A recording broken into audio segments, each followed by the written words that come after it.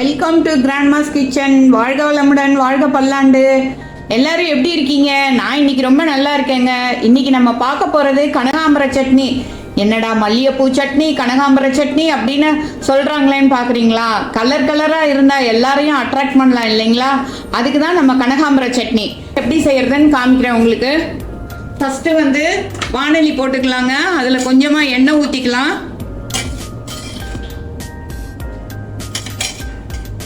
எண்ணெயில் சிகப்பு மிளகாவை போட்டு நல்லா ஃப்ரை பண்ணிக்கலாங்க.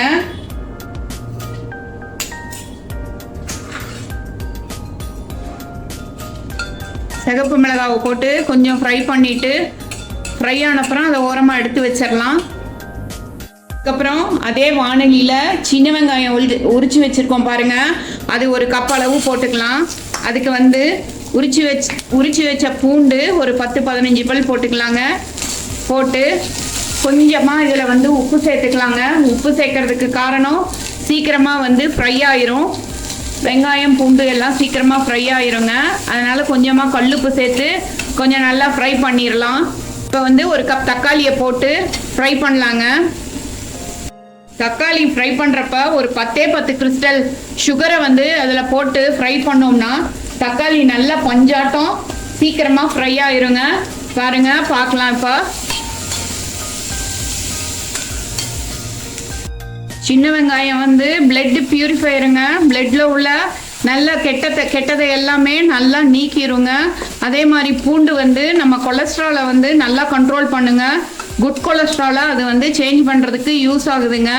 அதனால் மார்னிங் பிரேக்ஃபாஸ்ட்டோட, அதுவும் சுட சுட இட்லியோட இந்த கனகாம்பர சட்னியை சேர்த்து சாப்பிட்டா டேஸ்ட்டும் அள்ளும், ஹெல்த்தும் சூப்பராக இருக்குங்க. இப்போ நல்லா பாருங்க, நல்லா ஃப்ரை ஆகி வந்துருச்சு. இது சூடு ஆறின உடனே ஒரு மிக்சி பவுலுக்கு மாற்றி அரைச்சிடலாங்க. அடுப்பில் வானலி வச்சு அதில் ஒரு ஸ்பூன் எண்ணெய் ஊற்றி கடுகு கருவேப்பிலையை போட்டுடலாங்க. கடுகு பாருங்கள், கடுகு வெடித்து வந்துருச்சு. அதில் கருவேப்பிலையை போட்டுட்டு நம்ம இந்த அரைச்சி வச்சுருக்கிற இந்த கனகாம்பர சட்னி விழுத இதில் போட்டு நல்லா கலக்கிடலாங்க. சட்னி லைட்டாக ஒரு கொதிச்சு வரட்டும்.